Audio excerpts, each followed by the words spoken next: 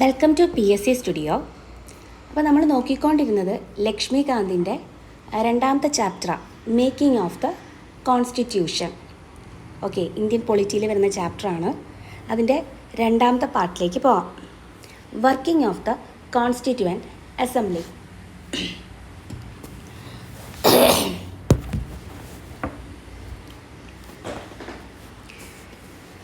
The Constituent Assembly held its first meeting on December 9, 1946. The Muslim League boycotted the meeting and insisted on a separate state of Pakistan. The meeting was thus attended by only 211 members. Dr. Sachidananda Sinha, the oldest member, was elected as the temporary president of the assembly, following the French practice. Later, Dr. Rajendra Prasad was elected as the president of the assembly. Similarly, both H.C. Mukherjee and V.T. Krishnamachari were elected as the vice presidents of the assembly. In other words, the assembly had two vice presidents.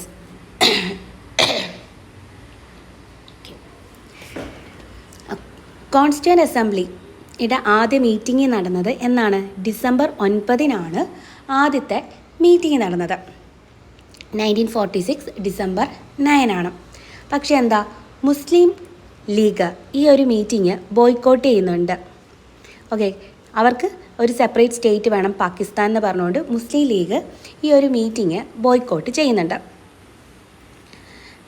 ആകെ ഈ മീറ്റിങ്ങിൽ പങ്കെടുത്തവരുടെ എണ്ണം എന്ന് പറയുന്നത് 211 മെമ്പേഴ്സാണ്.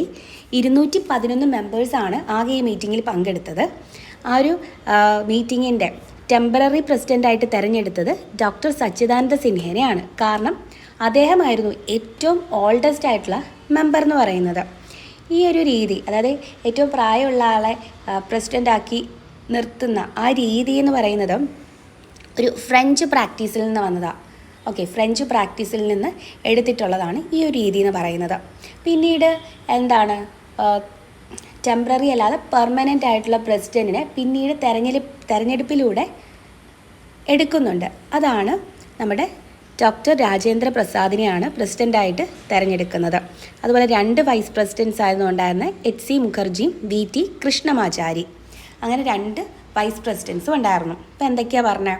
നമ്മുടെ constituent അസംബ്ലിയുടെ ആദ്യത്തെ meeting നടന്നത് December 9, 1946 മുസ്ലിം league ഈ ഒരു മീറ്റിംഗ് ബോയ്ക്കൗട്ട് ചെയ്തു. എന്തായിരുന്നു കാരണം എന്ന് വെച്ചാൽ അവർക്ക് സെപ്പറേറ്റ് ആയിട്ടുള്ള ഒരു രാജ്യം വേണം, പാകിസ്ഥാൻ എന്ന് പറയുന്ന രാജ്യം വേണമെന്ന് പറഞ്ഞുകൊണ്ടായിരുന്നു. ഓക്കെ, ആദ്യത്തെ മീറ്റിങ്ങിൽ ആകെ 211 പേരാണ് അറ്റൻഡ് ചെയ്തത്. ഈ ഒരു മീറ്റിങ്ങിൻ്റെ അധ്യക്ഷനായിരുന്നത് ഡോക്ടർ സച്ചിദാനന്ദ സിൻഹയാണ്. അദ്ദേഹമായിരുന്നു ആ ഒരു മീറ്റിങ്ങിൽ അന്നുണ്ടായിരുന്ന ഏറ്റവും പ്രായമുള്ള വ്യക്തി എന്ന് പറയുന്നത്. ഒരു ഫ്രഞ്ച് പ്രാക്ടീസിൽ നിന്നാണ് ഇത് എടുത്തിട്ടുള്ളത്. ഡോക്ടർ രാജേന്ദ്ര പ്രസാദാണ് പിന്നീട് ഇലക്ട് ചെയ്തപ്പെട്ട പ്രസിഡന്റ് എന്ന് പറയുന്നത്. അതുപോലെ തന്നെ H.C. മുഖർജി, V.T. കൃഷ്ണമാചാരി ആയിരുന്നു വൈസ് പ്രസിഡൻസ് എന്ന് പറയുന്നത്. അപ്പോൾ ഈ ഒരു ഇലക്ഷൻ നടന്നത് എന്നാണെന്ന് ചോദിച്ചാൽ ഡിസംബർ 11, 1946 ഡിസംബർ 11 ഈ ഒരു ഇലക്ഷൻ നടന്നത്.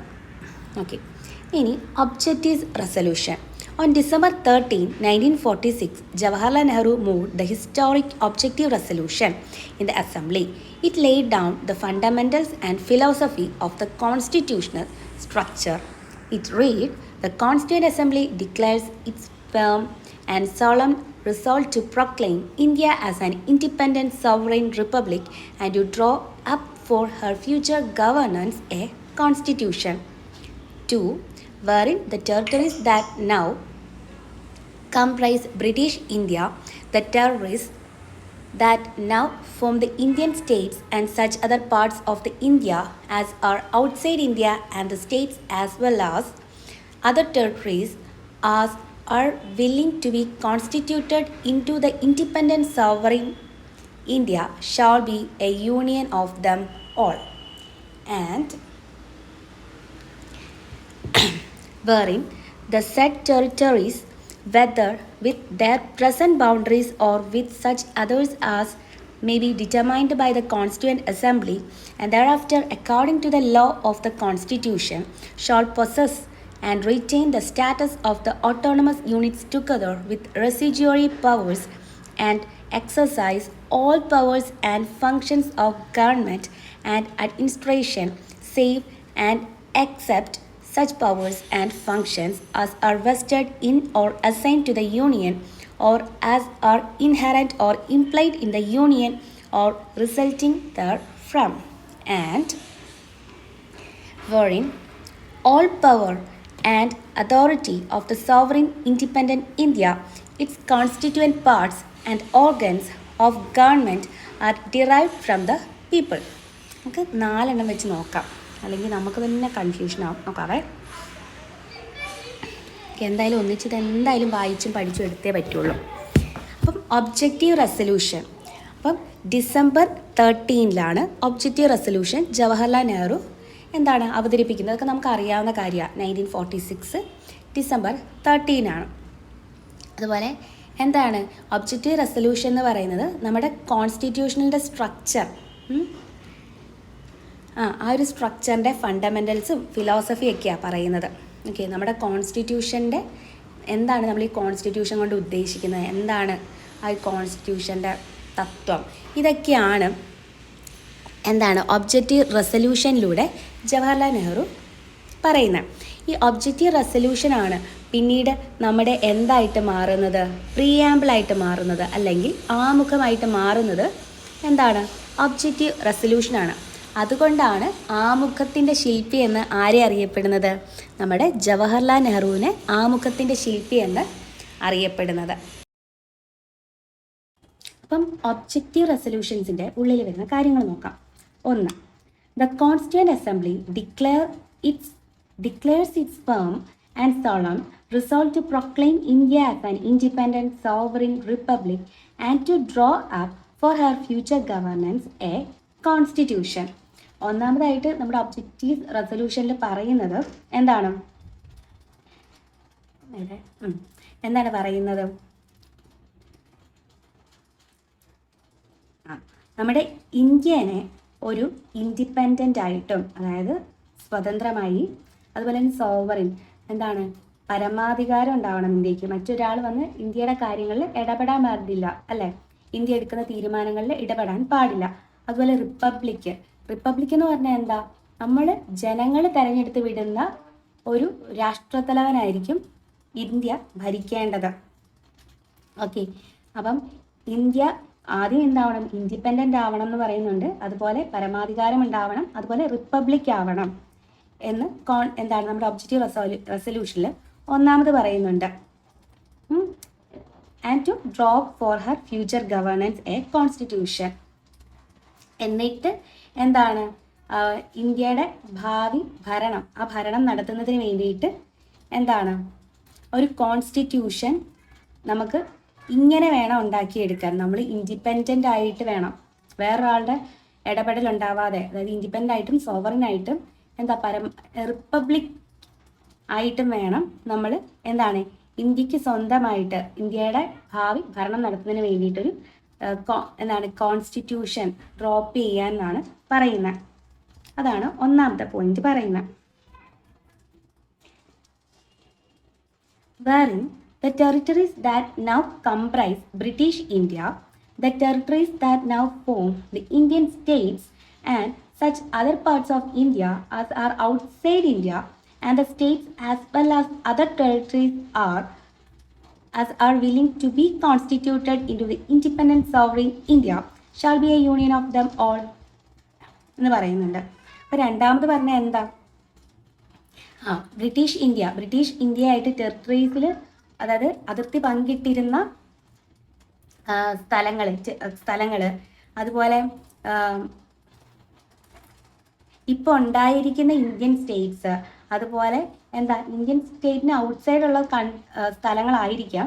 ആ സ്ഥലങ്ങൾക്ക് ഇന്ത്യയിലേക്ക് ചേരാൻ ആഗ്രഹമുണ്ടെങ്കിൽ അങ്ങനെയുള്ള സ്റ്റേറ്റ്സ് അവരെല്ലാം ഒരു യൂണിയനായിട്ട് ഇൻഡിപെൻഡൻറ്റ് സോവറിൻ ഇന്ത്യയിൽ കൂട്ടിച്ചേർക്കാം എന്ന് രണ്ടാമത് നമ്മുടെ ഒബ്ജക്റ്റീവ് റെസൊല്യൂഷനിൽ പറയുന്നുണ്ട്. ഓക്കെ, രണ്ടാമത് അതാ പറയുന്നത്. മൂന്നാമത് പറയുന്നത് വേറിൻ the set territories whether with there present boundaries or with such others are may be determined by the Constituent Assembly and thereafter according to the law of the Constitution shall possess and retain the status of the autonomous units together with residuary powers and exercise all powers and functions of government and administration save and except such powers and functions are as are vested in or assigned to the union or as are inherent or implied in the union or resulting therefrom എന്നാണ്. ഇത് സിമ്പിളായിട്ട് പറഞ്ഞാൽ ഇങ്ങനെ ചേർന്ന ചെറിയ ചെറിയ സ്റ്റേറ്റ്സും ഒക്കെ ഉണ്ടല്ലോ. അങ്ങനെയുള്ള സ്റ്റേറ്റ്സിന് എന്താണ് നമ്മുടെ കോൺസ്റ്റിറ്റ്യൂഷൻ എന്താണ് ഇങ്ങനെയുള്ള സ്റ്റേറ്റ്സിന് ഇതുപോലുള്ള ഓട്ടോണമസ് യൂണിറ്റ്സിന് റെസിജ്വറി പവേഴ്സ് ഉണ്ടാവും എന്നാണ് പറഞ്ഞത്. അതായത് ഇപ്പോൾ നമ്മൾ ഇന്ത്യ എടുത്താൽ നമ്മുടെ കേരളം എന്ന് പറയുന്ന സ്റ്റേറ്റിന് സ്വന്തമായിട്ടുള്ള ഓട്ടോണമസ് ആയിട്ടുള്ളൊരു പവറുണ്ട് അല്ലേ. നമുക്ക് സ്വയം ഓരോ കാര്യങ്ങൾ ചെയ്യാനുള്ള പവറുണ്ട്. പക്ഷേ എന്താണ് അതിൻ്റെ ഫങ്ഷനൊക്കെ നടത്താൻ പവറുണ്ട്. പക്ഷേ എന്താണ് ചില എക്സെപ്ഷൻസ് ഉണ്ട്. ചില എക്സെപ്ഷൻസ് എന്ന് പറഞ്ഞാൽ ചില കാര്യങ്ങളിൽ തീരുമാനം എടുക്കുന്നതും അതിൻ്റെ ഫങ്ഷൻസ് ചെയ്യുന്നതും എല്ലാം യൂണിയൻ ആയിരിക്കും എന്നാണ് ഇതിൽ പറയുന്നത്. ഓക്കെ, അപ്പോൾ ഒന്നാമത് പറഞ്ഞത് എന്തായിരുന്നു? ഒന്നാമത് പറഞ്ഞത് നമുക്ക് എന്താ നമ്മുടെ ഭാവി ഇന്ത്യയുടെ ഭരണം നടത്തുന്നതിന് വേണ്ടിയിട്ട് ഒരു കോൺസ്റ്റിറ്റ്യൂഷൻ ഉണ്ടാവണം. അതിന് വേണ്ടിയിട്ട് ആദ്യം നമ്മൾ ഇൻഡിപെൻഡൻ്റ് ആവണം, സോവറിൻ ആവണം, റിപ്പബ്ലിക് ആവണം എന്ന് പറഞ്ഞു.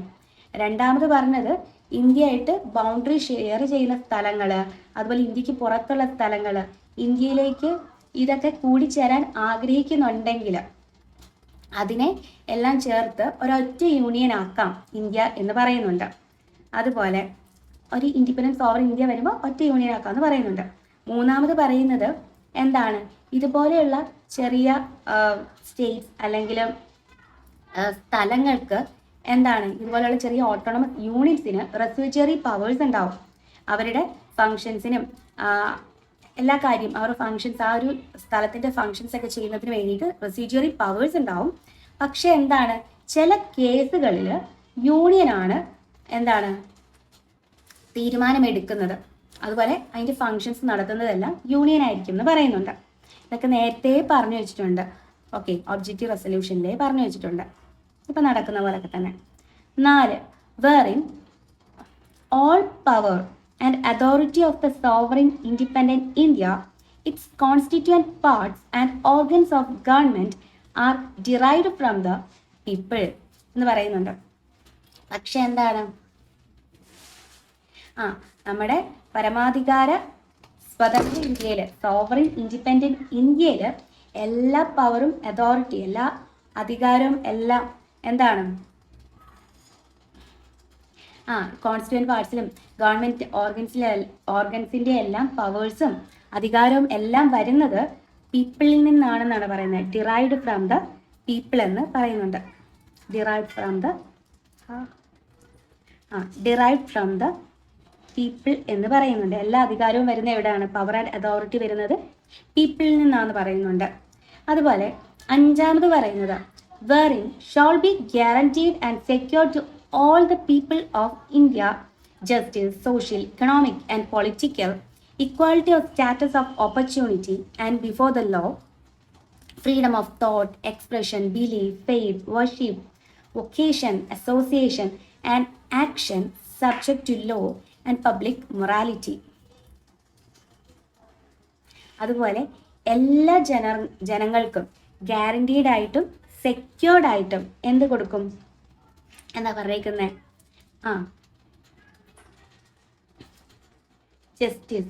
ജസ്റ്റിസ് എന്തിനൊക്കെയാണ്? Social, economic and political justice കൊടുക്കുമെന്ന് പറഞ്ഞത്. സാമൂഹികമായിട്ടും സാമ്പത്തികമായിട്ടും രാഷ്ട്രീയമായിട്ടുള്ള നീതി എന്താണ് എല്ലാ ജനങ്ങൾക്കും ഉറപ്പായിട്ടും ഗ്യാരണ്ടീഡ് ആൻഡ് സെക്യൂർഡ് ആയിട്ട് പ്രൊവൈഡ് ചെയ്യുമെന്ന് പറയുന്നുണ്ട്. അതുപോലെ തന്നെ equality of status of opportunity and before law, നിയമത്തിന് മുന്നിൽ എല്ലാവരും ഈക്വൽ ആയിരിക്കും. അതുപോലെ അവസര സമത്വം എല്ലാവർക്കും ഒരുപോലെ ഉണ്ടാവും എന്ന് പറയുന്നുണ്ട്. അതുപോലെ freedom of thought, expression, belief, faith, worship, vocation, association, and action subject to law and public morality. അതുപോലെ ചിന്തിക്കാനും നമ്മുടെ കാര്യങ്ങളൊക്കെ എക്സ്പ്രസ് ചെയ്യാനും ബിലീവ് ചെയ്യാനും ഫെയ്ത്തിനും വർക്ക്ഷീപ്പിനും വൊക്കേഷനും അസോസിയേഷനും എല്ലാത്തിനുമുള്ള ഫ്രീഡം ഉണ്ടായിരിക്കും എന്ന് പറയുന്നുണ്ട്. അതുപോലെ subject to law and public morality. Okay, പക്ഷെ ഇതെല്ലാം ഡിപ്പെൻഡ് ചെയ്യുന്ന എന്തിനെയൊക്കെയാണ്? നമുക്ക് ഫ്രീഡം ഉണ്ടെന്ന് പറഞ്ഞാൽ നമുക്ക് എന്തും ചെയ്യാനൊന്നും പറ്റില്ല അല്ലേ? നമുക്ക് ജസ്റ്റിസ് ഉണ്ട്, നീതി ഉണ്ടെന്നും പറഞ്ഞ് നമുക്ക് എല്ലാത്തിലും കയറി എന്താണ് നമുക്ക് തെറ്റാണെന്ന് പബ്ലിക് മൊറാലിറ്റി ഇല്ലാത്ത കാര്യങ്ങളിൽ നമുക്ക് ഇടപെട്ട് ഓരോ കാര്യങ്ങൾ ചെയ്യാൻ പറ്റില്ല. അതുപോലെ തന്നെ എന്താണ് നമ്മുടെ ലോ അടിസ്ഥാനമാക്കിയായിരിക്കും ഈ കാര്യങ്ങളൊക്കെ കിട്ടുന്നത്. അതൊരു കാര്യമുണ്ട്. 6 പറയുന്നത് worrying advocate safe guards shawl be provided four minorities, backward and tribal areas and depressed and other backward classes. അതുപോലെ കുറച്ചുകൂടെ സംരക്ഷണം ആർക്ക് ഉണ്ടാവും? മൈനോറിറ്റീസിന്, അതുപോലെ ബാക്ക്വേർഡ്സ്, ട്രൈബൽ ഏരിയാസ്, അതുപോലെ ഡിപ്രസ്ഡ് ആൻഡ് ബാക്ക്വേർഡ് ക്ലാസ്സസിന് കുറച്ചുകൂടെ സേഫ് ഗാർഡ്സ് കൊടുക്കുന്നതായിരിക്കും. whereby 7ാമത്തെയാണ് whereby shall be maintained the integrity of the territory of the republic and its sovereign rights on land, sea and air according to justice and the law of civilized nations. അതുപോലെ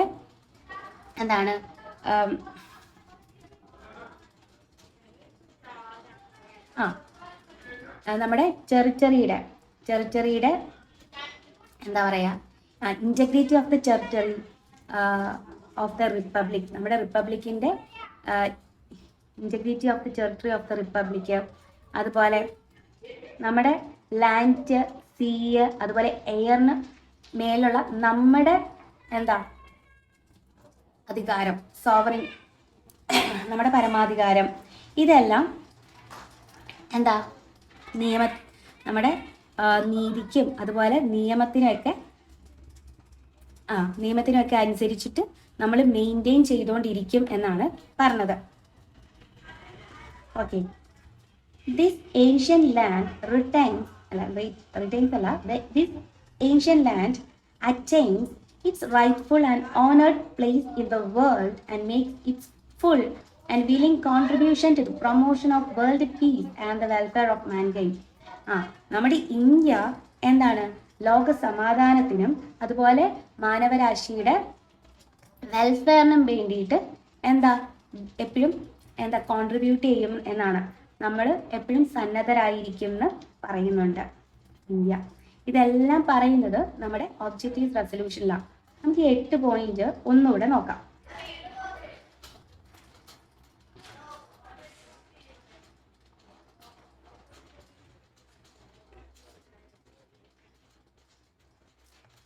ഒന്ന് ഒന്നാമത്തതിൽ പറഞ്ഞത് നമ്മുടെ ഒരു constitution, നമ്മുടെ ഭാവിയിൽ India ഭരിക്കുന്നതിന് വേണ്ടിയിട്ട് ഒരു constitution ഉണ്ടാക്കണം. എങ്ങനെയുള്ള കോൺസ്റ്റിറ്റ്യൂഷനാണ്? ഇൻഡിപെൻഡൻറ്റ് സോവറിൻ റിപ്പബ്ലിക്കിന് വേണ്ടിയിട്ട് ഒരു കോൺസ്റ്റിറ്റ്യൂഷൻ ഉണ്ടാക്കണമെന്ന് പറയുന്നുണ്ട്. അതുപോലെ നമ്മുടെ ബ്രിട്ടീഷ് ഇന്ത്യയായിട്ടുണ്ടായിരുന്ന ടെറിട്ടറീസ്, അതുപോലെ ഇപ്പം ഇന്ത്യൻ സ്റ്റേറ്റ്സ്, മറ്റ് ഇന്ത്യയിലേക്ക് ചേരാൻ ആഗ്രഹിക്കുന്ന മറ്റ് സ്റ്റേറ്റ്സ്, ഇതിനെയെല്ലാം കോൺസ്റ്റിറ്റ്യൂട്ട് ചെയ്തിട്ട് ഒരു യൂണിയൻ ഓഫ് ഇന്ത്യ ആയിട്ട് ഇൻഡിപെൻഡൻറ്റ് സോവറിൻ ഇന്ത്യ മാറുമെന്ന് പറയുന്നുണ്ട്. മൂന്നാമത് പറയുന്നത് ഇതുപോലെ ഉണ്ടായ ചെറിയ സ്റ്റേറ്റ്സ്, അതായത് ഈ ഒരു ഇന്ത്യക്ക്, യൂണിയൻ ഓഫ് ഇന്ത്യക്ക് അകത്തുള്ള ചെറിയ ചെറിയ സ്ഥലങ്ങൾക്ക് റെസിജ്വറി പവേഴ്സ് ഉണ്ടാവും. ഓക്കെ, സ്വന്തമായി തീരുമാനമെടുക്കാനുള്ള പവേഴ്സ് ഉണ്ടാവും. എക്സെപ്റ്റ് ചില കേസുകളിൽ യൂണിയൻ ആയിരിക്കും ആ ഒരു പവർ ഉണ്ടായിരിക്കുന്നത്, ചില കേസുകളിൽ മാത്രം. നാലാമത് പറയുന്നത് ഇന്ത്യയുടെ ഗവൺമെൻറ് ഓർഗൻസിൻ്റെയും മറ്റ് കോൺസ്റ്റിറ്റ്യൂവൻറ്റ് പാർട്സിൻ്റെയൊക്കെ പവർ ആൻഡ് അതോറിറ്റി എന്ന് പറയുന്നത് എവിടെ നിന്നാണ് വരുന്നത്? ആ നമ്മുടെ രാജ്യത്തെ ജനങ്ങളിൽ നിന്നാണ് വരുന്നതെന്ന് പറയുന്നുണ്ട്. ഓക്കെ, അപ്പൊ 5 പറയുന്നത് എന്താണ്? 5 പറയുന്നത് സെക്യൂർഡ് ആൻഡ് ഗ്യാരണ്ടീഡ് ആയിട്ട് എന്താണ്? നീതി ഉറപ്പാക്കും. ഏതൊക്കെയുള്ള നീതി? സോഷ്യൽ, എക്കണോമിക് ആൻഡ് പൊളിറ്റിക്കൽ നീതി അല്ലെ? സാമൂഹികം, സാമ്പത്തികം, അതുപോലെ രാഷ്ട്രീയ നീതി ഉറപ്പാക്കും. പിന്നെ അവസര സമത്വം, അതുപോലെ നിയമത്തിന് മുന്നിൽ തുല്യത, അതെല്ലാം ഉറപ്പാക്കും. ചിന്തിക്കാനും അതുപോലെ expressions, belief, faith, worship, vocation, association, action, ഇതിനൊക്കെയുള്ള ഫ്രീഡവും ഉണ്ടാവും. പക്ഷെ ഇതൊക്കെ എന്താണ്? നമ്മുടെ മൊറാലിറ്റീനെയും അതുപോലെ തന്നെ നിയമത്തിന് ഡിപ്പെൻഡ് ചെയ്ത് മാത്രം ഇതിനുള്ളതൊക്കെ സ്വാതന്ത്ര്യം ഉണ്ടായിരിക്കും എന്ന് പറയുന്നുണ്ട്. അതുപോലെ മൈനോറിറ്റീസ്, ബാക്ക്വേർഡ് ട്രൈബൽ ഏരിയാസിലെ ഉള്ള ആളുകൾ, ഡിപ്രസ് ആൻഡ് ബാക്ക്വേർഡ് ക്ലാസസിനൊക്കെ എന്താണ്? കുറച്ചുകൂടെ സേഫ് ഗാർഡ്സ് കൊടുക്കും. അഡ്വക്കേറ്റ് ആവശ്യമുള്ള സേഫ് ഗാർഡ്സ് കൊടുക്കുമെന്ന് പറയുന്നുണ്ട്. 7ാമത് പറയുന്നത്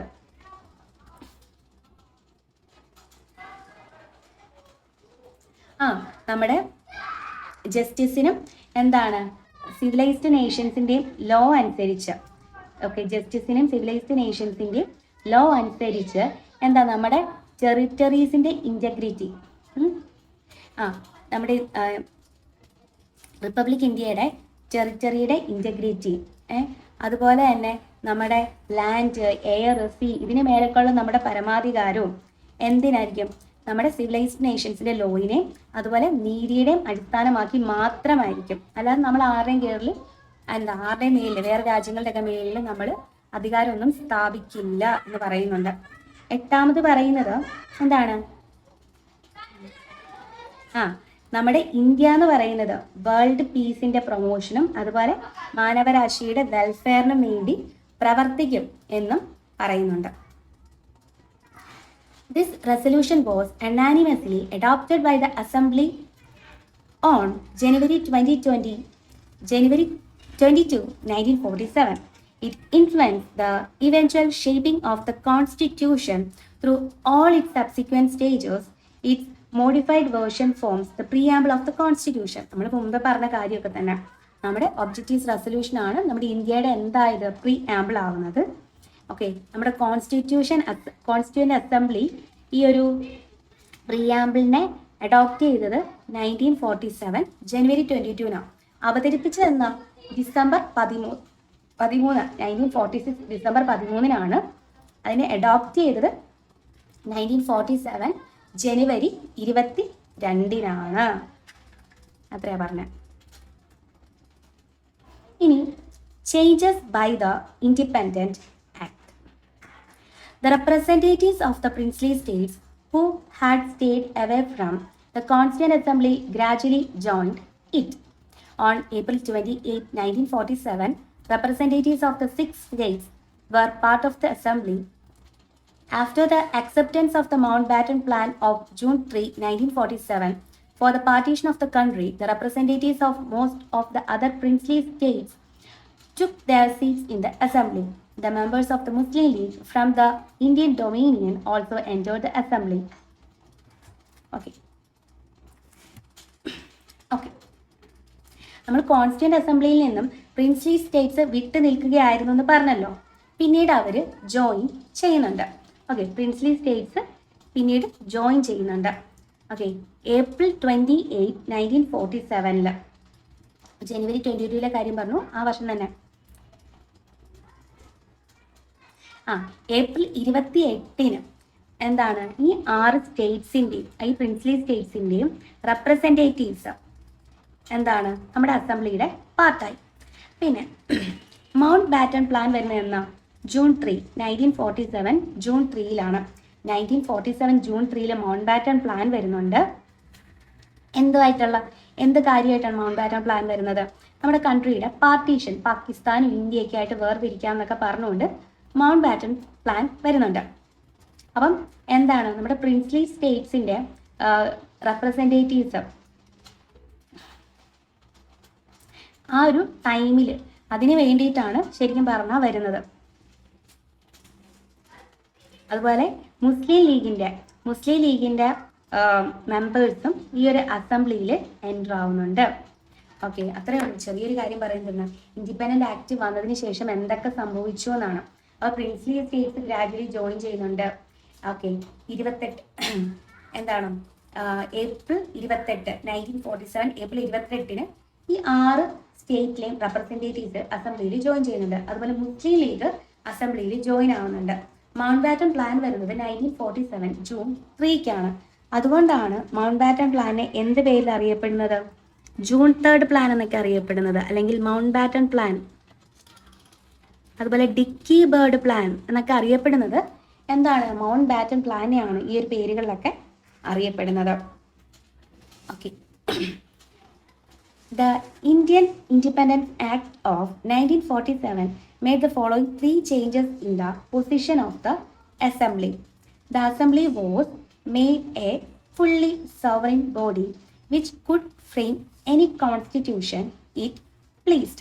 The Act empowered the Assembly to abrogate or alter any law made by the British Parliament in relation to India. അപ്പം നമ്മുടെ Indian independence act 1947 Indian independence act, അതാണ് ബ്രിട്ടീഷുകാർ ഇന്ത്യക്ക് വേണ്ടി ഉണ്ടാക്കിയ അവസാനത്തെ നിയമം എന്നൊക്കെ അറിയപ്പെടുന്ന ഇന്ത്യൻ ഇൻഡിപെൻഡൻസ് ആക്ട് ഓഫ് 1947 അത് 3 ചേഞ്ചസ് ആണ് നമ്മുടെ അസംബ്ലിയിൽ കൊണ്ടുവന്നത്. അതായത് കോൺസ്റ്റിറ്റ്യൂന്റ് അസംബ്ലിയിൽ 3 ചേഞ്ചസ് ഇന്ത്യൻ ഇൻഡിപെൻഡൻസ് ആക്ട് കൊണ്ടുവരുന്നുണ്ട്. എന്തൊക്കെയാണ് അതിൽ? ഒന്നാമത്തെ എന്ന് പറയുന്നത് നമ്മുടെ അസംബ്ലി എന്ന് പറയുന്നത് എന്തായി? ഒരു ഫുള്ളി സോവറിൻ ബോഡിയായി, ഒരു പരമാധികാരം, മൊത്തത്തിൽ പരമാധികാരമുള്ള ബോഡിയായി. ഓക്കെ. അപ്പോൾ നമുക്ക് എന്താണ്? നമുക്ക് ഫുൾ പരമാധികാരം കിട്ടും. ബ്രിട്ടീഷുകാരൊന്നും നമ്മുടെ കാര്യത്തിൽ ഇടപെടുന്നേ ഇല്ല. അങ്ങനെ വരുമ്പോൾ എന്താണ്? നമ്മുടെ ഇഷ്ടത്തിന് ഒരു കോൺസ്റ്റിറ്റ്യൂഷൻ നമുക്ക് ഫ്രെയിം ചെയ്തെടുക്കാൻ വേണ്ടി പറ്റും. അതുപോലെ എന്താണ് ഈ ഒരു ആക്ട് പറയുന്നത്? ബ്രിട്ടീഷുകാരുണ്ടാക്കിയ ഏത് ലോ വേണേലും ഓൾട്ടർ ചെയ്യുകയോ അല്ലെങ്കിൽ അത് ഇല്ലാതാക്കുകയോ എന്താണ്?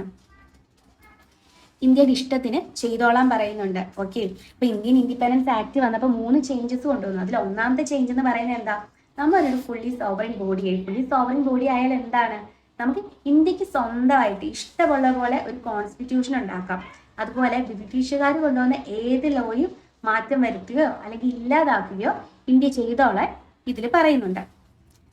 2, the assembly also become a legislative body. In other words, 2 separate functions were assigned to the assembly, that is, making the constitution for free India and enacting of ordinary laws for the country. These 2 tasks were to be performed on separate days. Thus, the assembly became the first parliament of free India, dominion legislature. Whenever the assembly met as the constituent body, it was chaired by Dr. Rajendra Prasad, and when it met as the legislative body, it was chaired by G.V. Mavalankar. These 2 functions constituted till November 26, 1949, when the task of making the constitution was over. അപ്പോൾ രണ്ടാമത് പറയുന്നത് എന്താണെന്ന് വെച്ചാൽ നമ്മുടെ assembly എന്താണ്? Legislative body ആവാം എന്ന് പറയുന്നുണ്ട്. Legislative body. അപ്പം നമുക്ക് എന്താണ്? ഒരു പാർലമെന്റോ ഒന്നുമില്ല, നിയമങ്ങൾ ഉണ്ടാക്കാനുള്ള ബോഡി ഇല്ല. കോൺസ്റ്റിറ്റ്യൂവന്റ് അസംബ്ലി ഉണ്ട്, പക്ഷെ എന്താണ്? ലെജിസ്ലേറ്റീവ് ബോഡി ഇല്ല. അപ്പോൾ ലെജിസ്ലേറ്റീവ് ബോഡി ആകാം എന്ന് പറയുന്നുണ്ട്. അല്ലെങ്കിൽ നമുക്ക് സിമ്പിളായിട്ട് പറയാം, നമ്മുടെ കോൺസ്റ്റിറ്റ്യൂവന്റ് അസംബ്ലി എന്താ? 2 സെപ്പറേറ്റ് ഫങ്ഷൻസ് ചെയ്തിട്ടുണ്ട്. എന്നാണ്? ഒന്ന് നമുക്കറിയാം, കോൺസ്റ്റിറ്റ്യൂഷൻ ഉണ്ടാക്കാം, making of the constitution for free India. 2 എന്ന് പറയുന്നത് എന്താ? ഇതൊക്കെ നടപ്പാക്കുക, enacting of the ordinary laws of the country. ഈ 2 ഫങ്ഷൻസും ചെയ്യാൻ നമ്മുടെ അസംബ്ലി 2 ഫങ്ഷൻസും ചെയ്യുന്നുണ്ട്. ഈ 2 ഫങ്ഷൻസും എന്താണ്? സെപ്പറേറ്റ് ഡേയ്സിലായിരിക്കും. അതായത് ഇപ്പോൾ എക്സാമ്പിൾ പറഞ്ഞാൽ, ഇന്നിപ്പോൾ കോൺസ്റ്റിറ്റ്യൂഷൻ ഉണ്ടാക്കുന്ന ഒരു ബോഡി ആയിട്ടാണ് കോൺസ്റ്റിറ്റ്യൂന്റ് അസംബ്ലി നിൽക്കുന്നതെങ്കിൽ നാളെ അത് ആക്ട് ചെയ്യുന്നത് ഒരു പാർലമെന്റ് ആയിട്ടായിരിക്കും. ഓക്കെ. ചില ദിവസം കോൺസ്റ്റിറ്റ്യൂന്റ് അസംബ്ലി കോൺസ്റ്റിറ്റ്യൂഷൻ ഉണ്ടാക്കാനും ചില ദിവസം അത് പാർലമെന്റ് ആയിട്ടും ആക്ട് ചെയ്യും. അങ്ങനെ 2 തരം ജോലി ഉണ്ടെന്നാണ് പറയുന്നത്. അപ്പൊ നമ്മുടെ കോൺസ്റ്റിറ്റ്യൂന്റ് അസംബ്ലി ആണ് എന്താണ്? First parliament of free India എന്ന് നമുക്ക് പറയാം. അതുപോലെ ഇത് കോൺസ്റ്റിറ്റ്യൂന്റ് അസംബ്ലി ആയിട്ട് നിൽക്കുമ്പം, അതായത് കോൺസ്റ്റിറ്റ്യൂഷൻ ഉണ്ടാക്കുന്ന ബോഡി ആയിട്ട് നിൽക്കുമ്പം അതിന്റെ ചെയർമാൻ എന്ന് പറയുന്നത് രാജേന്ദ്ര പ്രസാദ് ആയിരിക്കും. ലെജിസ്ലേറ്റീവ് ബോഡി ആയിട്ട് നിൽക്കുമ്പോഴോ അതിൻ്റെ ചെയർമാൻ എന്ന് പറയുന്നത് ആരാണ്? ജി വി മാവലങ്കർ ആയിരുന്നു. ഈ രണ്ട് ഫങ്ഷൻസും എന്താണ് നമ്മുടെ 1949 നവംബർ 26 വരെ കണ്ടിന്യൂ ചെയ്ത് തന്നെ പോയി. നവംബർ 26 1949 വരെ കണ്ടിന്യൂ ചെയ്തു. അന്നാണ് നമ്മുടെ എന്താണ് കോൺസ്റ്റിറ്റ്യൂഷൻ അഡോപ്റ്റ് ചെയ്യുന്നത് അല്ലേ? കോൺസ്റ്റിറ്റ്യൂഷൻ സൈൻ ചെയ്യുന്നത് നവംബർ 26 1949 ഓക്കെ. അന്ന് വരെ ഈ രണ്ട് ബോഡിയും ഇതുപോലെ ഇങ്ങനെ രണ്ടായിട്ട് ഫങ്ഷൻ ചെയ്തു പോയി. അപ്പം എന്തൊക്കെയാണ് രണ്ടാമത്തതിൽ പറയുന്നത് അസംബ്ലി ഒരു ലെജിസ്ലേറ്റീവ് ബോഡി ആയിട്ടും ആക്ട് ചെയ്യുമെന്നാണ്.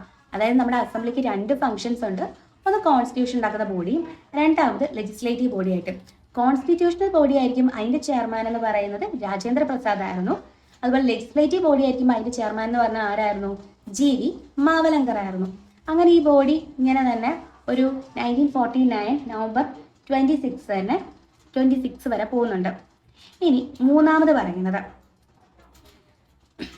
The Muslim League members hailing from the areas included in the Pakistan withdrew from the Constituent Assembly for India. Consequently, the total strength of the assembly came down to 299 as against 389 originally fixed in 1946 under the Cabinet Mission Plan. The strength of the Indian provinces, formerly British provinces, was reduced from 296 to 229 and those of the princely states from 93 to 70. The state-wise membership of the assembly as on December 31, 1947. മൂന്നാമത് പറയുന്നത് എന്താണ്? മുസ്ലിം league, അതായത് പാകിസ്ഥാൻ ഈ വിഭജനം നടന്നപ്പോൾ പാകിസ്ഥാൻകാരൊക്കെ എങ്ങോട്ട് പോയി? പാകിസ്ഥാനിലേക്ക് പോയി. അപ്പോൾ നമ്മുടെ കോൺസ്റ്റിറ്റ്യൂവന്റ് അസംബ്ലിയുടെ സ്ട്രെങ്ത് കുറയുമല്ലോ. നേരത്തെ നമ്മുടെ കോൺസ്റ്റിറ്റ്യൂവന്റ് അസംബ്ലിയുടെ സ്ട്രെങ്ത് എന്ന് പറയുന്നത് ടോട്ടൽ ക്യാബിനറ്റ് പ്ലാൻ അനുസരിച്ച് 389 ആയിരുന്നു. ഇപ്പം അത് കുറഞ്ഞ എത്രയായി? 299 ആയിട്ട് കുറയുന്നുണ്ട്. 389 എത്രയായി? 299 ആയിട്ട് കുറയുന്നുണ്ട്.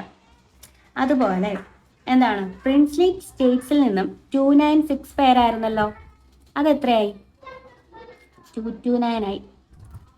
229 ആയി. പ്രിൻസ്ലി സ്റ്റേറ്റ്സിൽ നിന്ന് 296 എന്നുള്ളത് 229 ആയി. അതുപോലെ ബ്രിട്ടീഷ് പ്രോവിൻസസിൽ നിന്ന് 229 ആയി. അതുപോലെ പ്രിൻസ്ലി സ്റ്റേറ്റ്സിൽ നിന്ന് 93 എന്നുള്ളത് 70 ആവുന്നുണ്ട്. ഓക്കെ. അപ്പോൾ പാകിസ്ഥാൻ വിഭജനമൊക്കെ കഴിഞ്ഞപ്പം മെമ്പേഴ്സിൻ്റെ എണ്ണം കുറഞ്ഞാണ് പറയുന്നത് കോൺസ്റ്റിറ്റ്യൂന്റ് അസംബ്ലിയിൽ.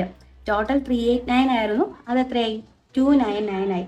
389 എന്നുള്ളത് 299 ആയി. അതുപോലെ ബ്രിട്ടീഷ് പ്രോവിൻസസിൽ നിന്ന് 296 എന്നുള്ളത് 229 ആയി. 296 എന്നുള്ളത് എത്രയായി? 229 ആയിട്ട് കുറയുന്നുണ്ട്. അതുപോലെ പ്രിൻസ്ലി സ്റ്റേറ്റ്സിൽ നിന്ന് 93 എത്രയായി? 70 ആയിട്ടും കുറയുന്നുണ്ട്. അപ്പം ഇൻഡിപെൻഡൻസ് ആക്ട് വന്നപ്പം എന്തൊക്കെ ചേഞ്ച് ഉണ്ടായി എന്നാണ് പറയുന്നത് അല്ലേ? Mountbatten plan, okay, June 3 plan വരുന്ന സമയത്ത്, അതായത് June 3, 1947 വരുന്ന സമയത്ത് മുസ്ലിം ലീഗും അതുപോലെ തന്നെ പ്രിൻസ്ലി സ്റ്റേറ്റ്സും പയ്യെ കോൺസ്റ്റിറ്റ്യൂന്റ് അസംബ്ലിയിൽ ജോയിൻ ആവുന്നുണ്ട്. ഓൺ April 28, 1947 ഏപ്രിൽ 28 ഈ 6 സ്റ്റേറ്റിൻ്റെയും റെപ്രസെൻറ്റേറ്റീവ്സ് അസംബ്ലിയിൽ ജോയിൻ ആവുന്നത്. ഓക്കെ. അങ്ങനെ ഇന്ത്യൻ ഇൻഡിപെൻഡൻസ് ആക്ട് വരുന്നു. 1947 ഇന്ത്യൻ ഇൻഡിപെൻഡൻസ് ആക്ട് വരുന്നു. ബ്രിട്ടീഷുകാർ ഇന്ത്യക്ക് വേണ്ടി ഉണ്ടാക്കിയ അവസാന നിയമമാണ്. ഈ ഒരു നിയമം നമ്മുടെ കോൺസ്റ്റിറ്റ്യൂന്റ് അസംബ്ലിയിൽ എന്തൊക്കെ ചേഞ്ചസ് കൊണ്ടുവന്നു ചോദിച്ചാൽ, ഒന്നാമതായിട്ട് ഇന്ത്യ ഒരു ഫുള്ളി സോവറിൻ ബോഡിയായി.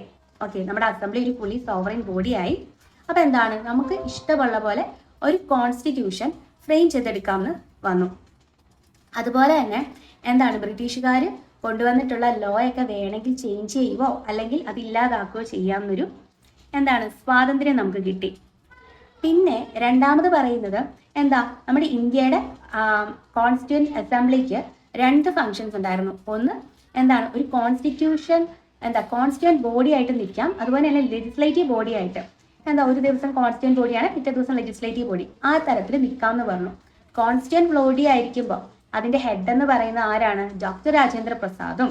ലെജിസ്ലേറ്റീവ് ബോഡി ആയിരിക്കുമ്പോൾ അതിന്റെ ഹെഡ് എന്ന് പറയുന്നത് ആരാണ്? ജി വി മാവലങ്കറും ആയിരിക്കും എന്ന് പറയുന്നുണ്ട്.